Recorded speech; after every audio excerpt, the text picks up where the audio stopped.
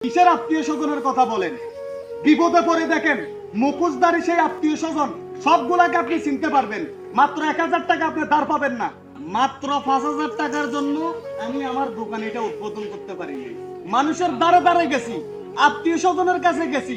বিদেশ যখন আসিলাম তখন হাজার হাজার মানুষ ফোন দিছে, আত্মীয় স্বজনের খবর রাখছে। বিদেশ থেকে আসার 4 মাস পর কোন আত্মীয় স্বজন মারফেডের বোন খবর নেন।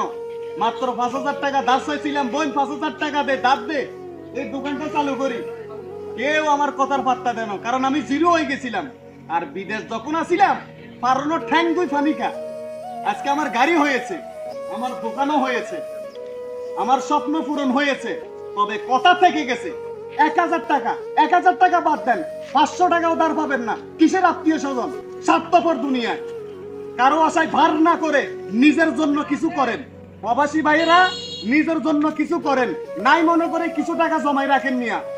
আমি বোকামি করছি, আপনারা বোকামি করিয়েন না। 3 বছর বিদেশ করছি, মা বাবারে খাওয়াইছি। মা বাবা আমারে 4 মাস খাওয়ানোর পরে তোর আর খাওয়াইতে পারতাম না, তোরও খাওয়াই, তোর বড়ও খাওয়াই। আরে মা জন্ম দিছে, বাপে জন্ম দিছে, হেই মা বাপে ক। আর মানুষের কথা বাদে দিলাম, তাই কইতেছি ভাই, কিছু টাকা নিজের জন্য নাই মনে করে রাখেন, বিপদে কাজে লাগবো। নিজের লাই কিছু করেন, নিজেরে ভালোবাসেন, আগে নিজের সব পূরণ করেন, তারপর পরিবার পরিজন নিয়া। হাজার হাজার টাকা কামাইছেন জীবনে, কি হচ্ছেন মিয়া?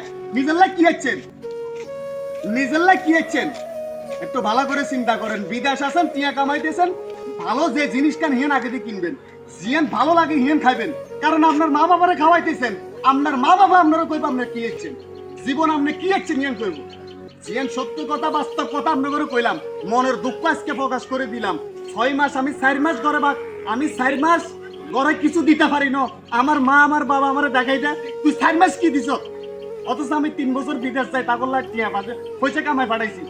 আমি নিজের লাগ কি করলাম? একটা জামা কিনলাম না, একটা ফ্যান কিনলাম না, একজন জুতো কিনলাম না। তারপরও আমি মা বাবার কাছে 4 মাস খাই, কি হয়ে গেছে? অপরাধ হয়ে গেছি।